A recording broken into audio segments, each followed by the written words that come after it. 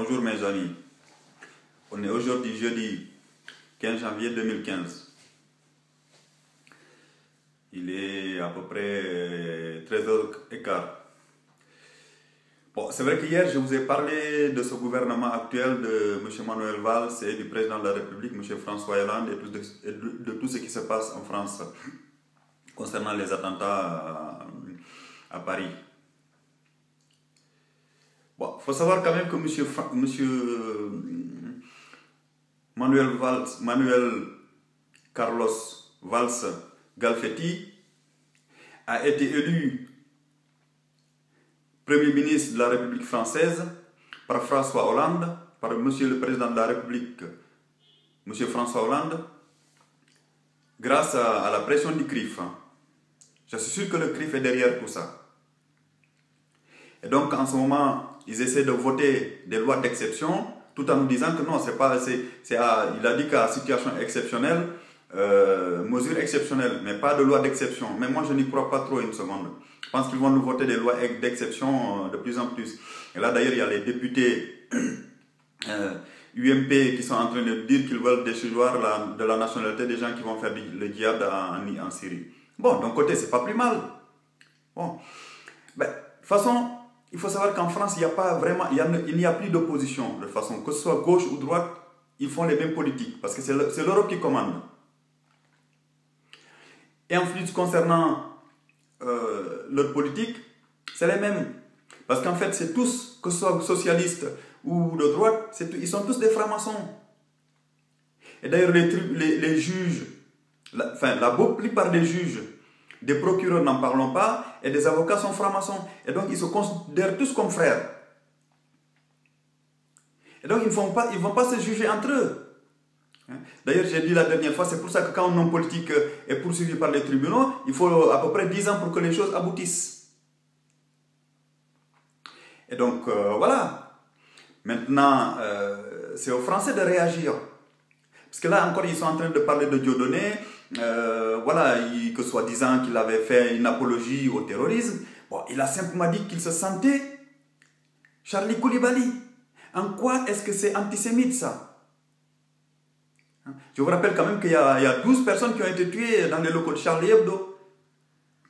Et on nous parle souvent plus des gens qui ont été tués dans l'épicerie cachère. Je ne dis pas que c'est pas dommage. C'est vrai que c'est dommage que ces gens-là soient tués. Et je fais mes condoléances à leur famille également. Mais il ne faut pas qu'on nous dise que c'est un acte antisémite. La preuve, M. Koulibaly, il a tué d'ailleurs une policière noire, d'après ce que j'ai appris, avant d'aller dans l'épicerie cachère. On va dire qu'il est raciste aussi. C'est comme quand on dit que Dieudonné est raciste. Comment peut-on être raciste alors que sa maman est blanche et son père est noir? Je veux bien qu'on m'explique ça. Donc je disais que donc les juges et les avocats, oui, j'entends souvent les journalistes dire, oui, Dieudonné était condamné, donc c'est un paria. Mais oui, mais il faut savoir que les juges, la plupart des juges, les procureurs et les avocats, comme je le disais tout à l'heure, sont liés au pouvoir politique et qui sont tous frères. Vous savez comment ça se passe? Vous dînez avec un homme politique de gauche ou de droite dans un restaurant, avec un juge, et vous lui demandez, ben, tu peux me condamner celui-là. Vous savez, ça se passe comme ça. Il ne faut pas croire que les choses se passent comme on nous montre ça de façon institutionnelle. Non, non, ça se passe entre deux assiettes. C'est comme ça que la politique se passe. Ils nous font croire que oui, ils sont républicains, ils s'opposent. Non, non, ils s'opposent, c'est que de l'opposition de façade. Je vous dis que les procureurs et la plupart des juges et les avocats sont des francs-maçons. D'ailleurs, c'est pour ça qu'ils poursuivent des gens qui ne sont pas dans leur cadre, comme Maître François Dangléan, qui défend le cas Saïd Bourarache. Et j'entendais ce matin sur RMC, dans les grandes gueules, des journalistes dire que Dieudonné avait dit qu'il fallait libérer Fofana, le type le cinglé qui avait tué Ilan Halimi. Non, il faut recontextualiser les choses. Il n'a jamais dit ça. Mais ça, c'est un mensonge du type des grandes gueules de RMC. C'est un mensonge. Parce que Dieudonné n'a jamais dit qu'il faut libérer Fofana. Il a dit, puisque les gens qui ont tué Saïd Bourarache sont encore libres, pourquoi il faudrait mettre en prison Youssouf Fofana? Voilà, la phrase est là. Mais lui, il se contente de raccourcir que Dieudonné a dit de libérer Youssouf Fofana. Mais c'est de la désinformation, de la malhonnêteté de la part des grandes gueules de RMC. Il n'a jamais dit ça de cette façon. Vous savez, c'est comme la phrase de l'ancien Premier ministre Michel Rocard, quand il avait dit que la France ne peut pas accueillir toute la misère du monde, mais qu'elle doit en prendre sa part. Et qu'est-ce que vous dites souvent les journalistes quand vous les écoutez? Ils disent simplement que Michel Rocard a dit que la France ne peut pas accueillir toute la misère du monde. Et ils oublient l'autre partie de la phrase. Et ça, je trouve, c'est une des malhonnêtetés intellectuelles qui frappe les journalistes français. D'ailleurs, c'est pour ça que la plupart des journaux ne se vendent plus. Si Charlie Hebdo ne se vendait pas, c'est pas parce qu'il faisait de mauvaises caricatures, c'est parce que tout ce qu'il disait ne plaisait pas aux gens. Et puis, il y avait, je pense qu'il y avait une certaine malhonnêteté. Libération et tous les autres journaux, c'est pareil. Voilà.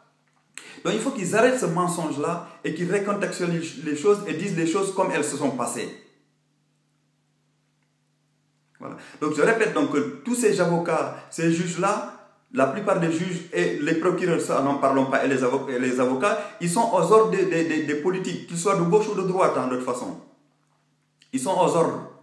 Donc quand on me dit que Dieudonné a été condamné, ou que M. Vincent Renoir a été condamné, ou que Forisson a été condamné, oui, mais pour moi, ils ont été condamnés pour des délits d'opinion. Parce que vous savez, la loi ne dit pas la vérité. La loi dit le droit. Si par exemple, moi aujourd'hui je suis noir, la loi dit à partir de maintenant, vous n'avez plus le droit de dire que je suis noir. Pourtant, en vérité, je suis noir. Mais si vous dites que je suis noir, ben vous êtes condamné. Voilà. C'est ça la loi. C'est comme une blonde qui est blonde. Vous dites, si la loi vous dit qu'elle n'est pas blonde, pourtant dans la réalité elle est blonde. Et si vous dites qu'elle est blonde, ben vous êtes condamné. Voilà comment s'appliquent les lois. Donc pour moi les lois que je respecte, c'est les lois qui condamnent des criminels. Quelqu'un qui a fait un crime, d'accord, il n'y a pas de souci pour les quartiers de la société. Par exemple, aujourd'hui, ou je ne sais pas, hier, Dieudonné a été placé en garde à vue. Est-ce qu'il menaçait quelqu'un, franchement? Est-ce qu'il menaçait quelqu'un? Parce qu'on met quelqu'un en garde à vue parce qu'il menace la société. S'il a une arme, ou s'il est armé, ou s'il a quelque chose pour tuer quelqu'un, ou pour blesser quelqu'un. Mais est-ce qu'il blesse quelqu'un physiquement? Non. Donc moi je trouve que c'est une certaine malhonnêteté ça. Et donc en plus, concernant mes compatriotes, mes concitoyens juifs qui veulent aller en Israël, mais je les mets en garde. Hein. D'ailleurs je l'ai dit dans la vidéo d'hier, je les mets en garde. Parce qu'il faut savoir que, sauf s'ils sont sionistes c'est différent. Par contre tous les juifs qui vont en Israël, je vous dis que les juifs askénazes qui dirigent Israël méprisent les autres juifs.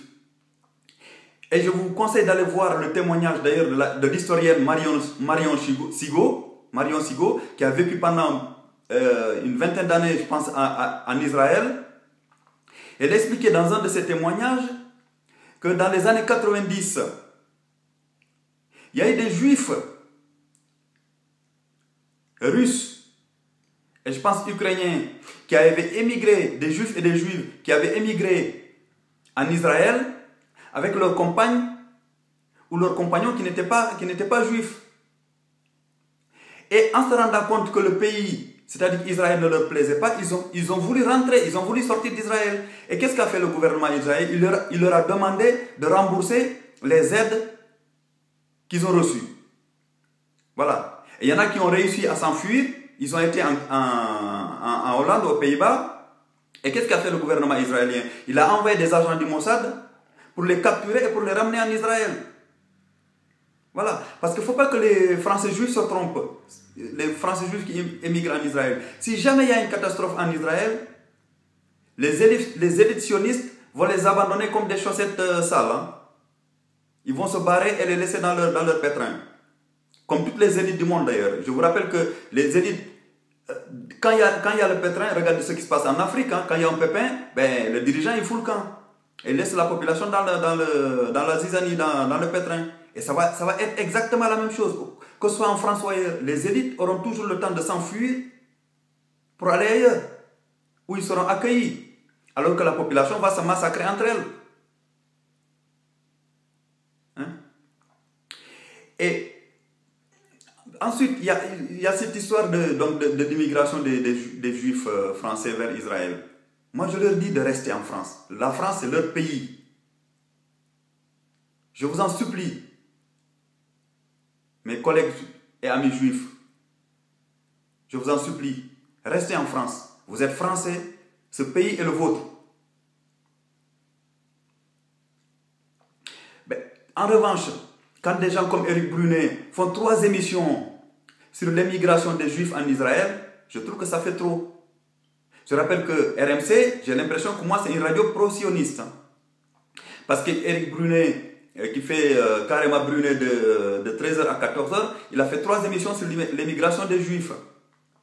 Donc la première fois, c'était en février, je pense, 2014, où il y avait l'histoire entre Dieudonné et Manuel Valls. Et l'autre fois, c'est quand il y a eu, soi-disant, des médecins juifs qui ont été attaqués, qui sont insultés dans les hôpitaux. Et là, cette fois-ci, c'est après l'attentat de Paris, le 17 janvier 2015. Voilà, ça fait 3 émissions sur l'immigration des Juifs en Israël. Et lui, il est d'accord pour qu'il foute le camp. Oui, mais d'accord, si les Juifs, ils ont un foyer, c'est-à-dire Israël, et les autres, les Français, de souche, quand il y a le foutoir ici, ils font quoi? Ils font partir où? Donc leurs collègues, leurs amis juifs vont les laisser mourir comme ça. Hein? Ils vont les laisser mourir dans cette situation. Est-ce que c'est normal? Je ne sais pas. Voilà, c'est une question que je pose. Donc vous vivez avec des gens pendant des années dans la tranquillité, mais dès qu'il y a la merde, ben vous foutez le camp et vous les laissez tranquilles. Enfin, vous les laissez tranquilles, vous les laissez dans les problèmes, quoi. Voilà. C'est vrai qu'actuellement, notre pays a de grandes difficultés. Et moi, j'ai déjà dit qu'il faut que nos présidents, les gens qui sont élus, arrêtent d'aller faire des guerres à l'extérieur, n'importe comment, n'importe quand. Et qu'ils arrêtent de suivre l'OTAN dans ces guerres perpétuelles. Parce que l'OTAN n'a pas fini. Hein. Ils n'ont pas fini leur guerre. Et là, vous savez, M. Hollande, il fait la guerre comme un enfant. Vous savez, un enfant qui a une PlayStation, à qui on a acheté une PlayStation. Il joue dessus, mais dès que le jeu ne lui plaît pas, il demande à ses parents de lui demander de l'argent pour acheter un autre jeu. Mais c'est exactement pareil. Lui, il joue, donc il va jouer au guerrier. Bon, enfin, il n'est pas dans la guerre, mais il envoie des gens se faire tuer. Enfin, ils ne se font pas tuer parce qu'ils bombardent à 10 000 mètres de hauteur. Donc, ils vont tuer là-bas des civils et des innocents. Je suis d'accord, moi, qu'on tue les gens qui décapitent les autres, les gens qui se disent islamistes. Ça ne me pose aucun problème. Mais quand vous envoyez une bombe dans un foyer, la bombe ne distingue pas l'ennemi de l'ami, l'enfant de la femme, le vieillard du non-vieillard. Il explose tout ce qui est à côté. Et donc je disais que c'est comme un enfant qui joue à sa PlayStation, et une fois que le jeu est terminé, il demande de l'argent à sa maman ou à son papa, à son père, à sa mère ou à son père. Et donc, M. Hollande, il va nous faire le même cas. Donc là, il est parti en guerre sans nous demander notre avis. En revanche, quand il s'agira de payer la facture, il va nous demander de payer des impôts. Voilà ce qu'il en est.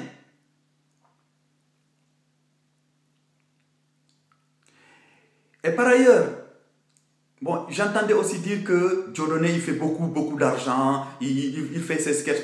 Oui, mais d'accord, mais les journalistes comme M. Alain Marshall ou Olivier Truchot de RMC, là, mais ils touchent quand même 18 000 €, sans bouger de là où ils sont. M. Jacques Bourdin, il touche 18 à 20 000 € sur RMC. Qu'est-ce qu'il fait d'utile dans ce pays? Rien du tout. Bon, ils informent. Ok, je suis d'accord. Mais qu'est-ce qu'il fait d'utile? Qu'est-ce qu'il produit? Et il reproche à Dieudonné de faire ça pour gagner du pognon. Mais oui, mais on vit tous pour ça. On est dans une société capitaliste. Mais dans ce cas, il faudrait supprimer l'argent. On ne va pas lui reprocher de gagner de l'argent. C'est ça qui fait son indépendance.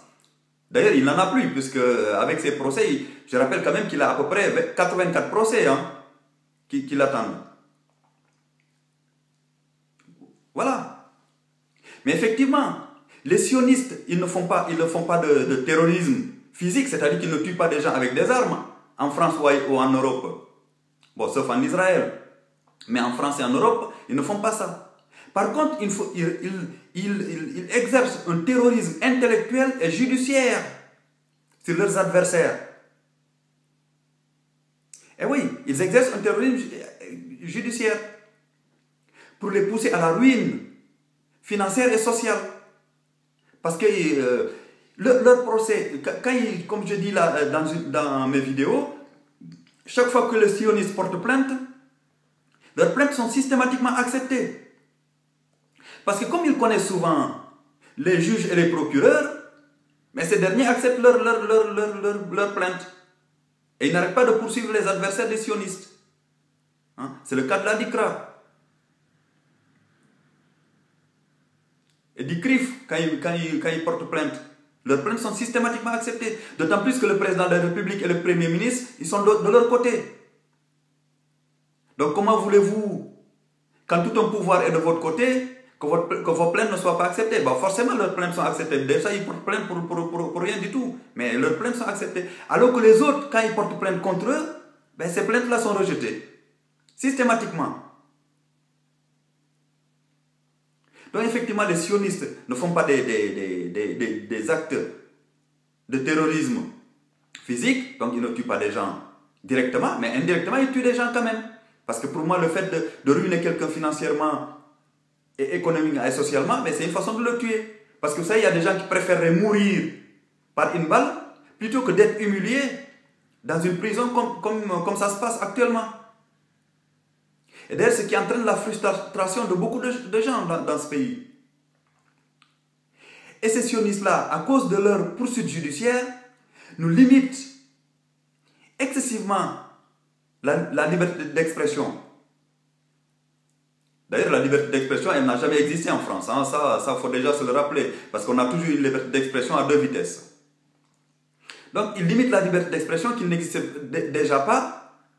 Et le peu de liberté d'expression qu'on a, ben, ils vont nous la supprimer. Avec ces lois d'exception. Parce que j'entendais une fois le président du CRIF dire que oui, il faut faire de l'antisémitisme une cause nationale. Eh oui, mais ça veut dire quoi ça? Mais ça veut dire qu'il faut que... Mais comme j'ai dit, on a le droit de détester un arabe, on a le droit de détester un noir, on a le droit de détester un blanc. Mais par contre, on n'a pas le droit de demander d'aller le tuer. C'est comme quand on dit que Dieudonné incite à la haine ou fait une apologie au terrorisme. Est-ce que quand il demande à quelqu'un d'aller tuer quelqu'un d'autre, cette personne va le faire? Non. Moi, si on me demande d'aller tuer quelqu'un, je ne vais pas le faire. J'ai quand même le choix, j'ai le libre arbitre. Voilà, donc je ne pense pas que Dieudonné soit un antisémite ni un raciste. D'ailleurs, bon, pour moi, le fait de dire que c'est un raciste, de toute façon, c'est un oxymore. Hein. C'est un oxymore, parce qu'on ne peut pas être noir et raciste. Bon, je ne comprends pas trop ce que ça veut dire. Mais en fait, les sionistes, ils englobent tout ça dans le racisme, mais en fait, ce qui les intéresse, c'est surtout l'antisémitisme. Parce que j'ai dit la dernière fois, il faut monter les gens les uns contre les autres pour pouvoir engranger des subventions. Toutes ces associations ne font que ça. Parce que plus l'antisémitisme, enfin ce qu'ils appellent l'antisémitisme ou racisme monte en France, mais plus ils jouent leur rôle. Et plus ils ont des subventions. Évidemment. Bon, ça c'est vrai que je radote un peu parce que je l'avais déjà dit dans une de mes vidéos. Ensuite, moi je pense qu'il faudrait revoir notre éducation nationale. Et arrêter de l'appeler éducation nationale et l'appeler plutôt instruction nationale. Parce que j'ai dit encore une fois que l'éducation c'est les parents, l'instruction c'est l'école. Et supprimer le système qu'avaient institué des gens comme François Dolto, de dire que voilà, les gamins, il ne faut pas leur donner des fessées parce qu'ils sont traumatisés. Mais un gamin, si vous ne lui donnez pas de fessées, quand il fait des bêtises, il ne vous obéira pas. Ça, j'en suis persuadé. J'en suis persuadé.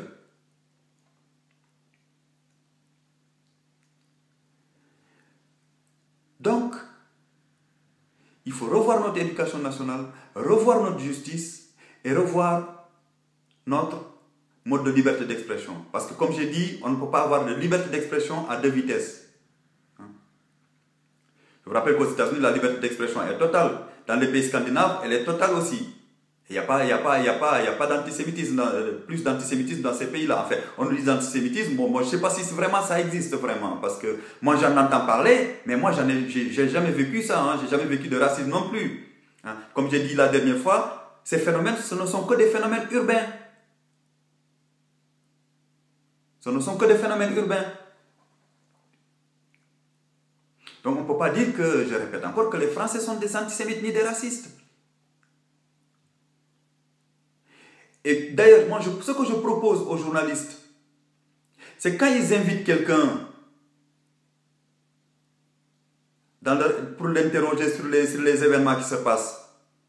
Mais, par exemple, quand ils invitent un socialiste, ils lui demandent s'il est socialiste, ou ils le savent. S'ils demandent quelqu'un de la droite, de l'UMP, ils demandent s'il est de l'UMP. Si c'est un gars du Front National, ils demandent si c'est du Front National, ou on le sait. Si c'est un écologiste, ils lui demandent s'il est vert, ou ils le savent. Mais dans ce cas, s'ils invitent un sioniste, ben, il faut qu'il lui demande, il faut qu'il pose, enfin, s'il invite quelqu'un, il faut qu'il lui demande s'il est sioniste aussi.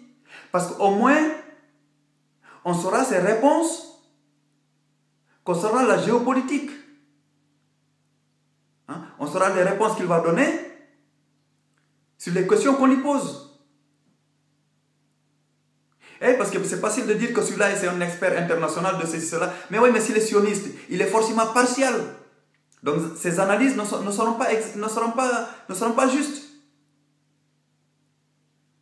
Parce qu'ils risquent de déformer les faits. C'est l'une des choses que je reproche aux journalistes d'ailleurs. C'est de ne pas poser cette question-là. Moi je pense qu'à partir de maintenant, il faudrait que les journalistes posent la question à quelqu'un qu'ils invitent, s'il est sioniste ou pas. Et à partir de là, le débat peut commencer. Parce que sinon, on ne va pas s'en sortir comme ça. Donc, il faut revoir l'éducation, revoir notre justice, revoir notre devise républicaine, liberté, égalité, fraternité. J'ai dit dans une de mes vidéos la dernière fois qu'il n'y a pas de liberté sans justice, il n'y a pas d'égalité sans justice, il n'y a pas de fraternité sans justice. La justice, c'est le pilier essentiel de toute démocratie. Et je souhaite, en France, qu'on ait la liberté d'expression totale, comme aux États-Unis et comme dans les pays scandinaves. Voilà.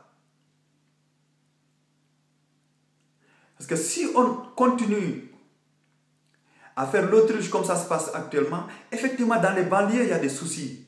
Ça, on ne peut pas le nier. Il y a des jeunes musulmans qui se radicalisent.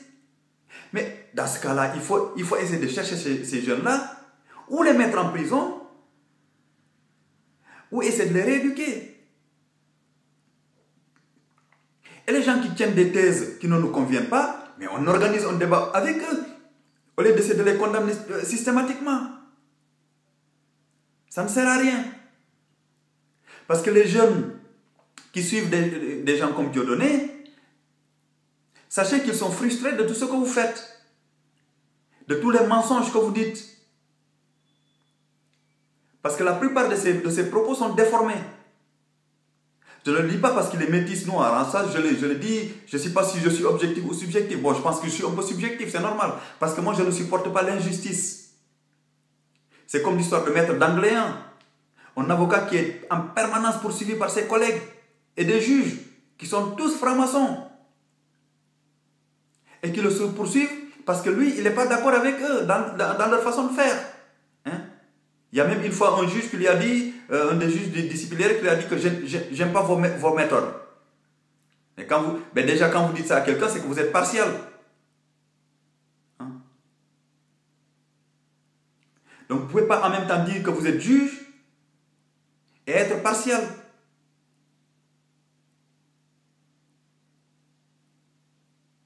Donc il faudrait qu'on fasse attention. Si on veut la cohésion nationale, comme je l'ai dit dans mes précédentes vidéos, il faut que nous tous, nous respectons ce pays. Que les les hommes politiques respectent ce pays, que les Français respectent le pays, et qu'on arrête de dire que la France, c'est un pays où on ne peut plus vivre, où c'est un pays qui est en train de décliner. Mais ce n'est pas vrai. D'accord, on a des soucis, mais c'est à nous tous de nous retroucher la manche pour redresser ce pays. Sinon, on ne s'en sortira pas comme ça. Et comme dit François Asselineau, moi je propose qu'on sorte de l'euro. Peut-être qu'au début, on aura des difficultés, mais au moins on aura notre souveraineté nationale complète. On pourra contrôler nos frontières, on pourra battre notre monnaie, l'évaluer, la dévaluer ou la réévaluer selon les circonstances économiques. Contrairement à ce qui se passe actuellement, parce qu'actuellement contre l'euro, on ne peut rien. On n'a aucun levier pour agir sur l'euro. On est devenu un petit pays, dans un magma de pays. On est en train de s'humilier partout et de faire n'importe quoi. Et nos dirigeants actuels ne sont franchement pas à la hauteur. Je pense quand De Gaulle, si son âme est là où elle est, elle doit se retourner. Elle doit pleurer. Parce que tout ce qui passe actuellement, par exemple le fait de voir Netanyahou venir en France et raconter n'importe quoi sur ce pays, il ne l'accepterait pas. Il n'aurait pas accepté, pardon. Voilà. C'est tout ce que je voulais vous dire aujourd'hui, mes amis. D'avance, merci.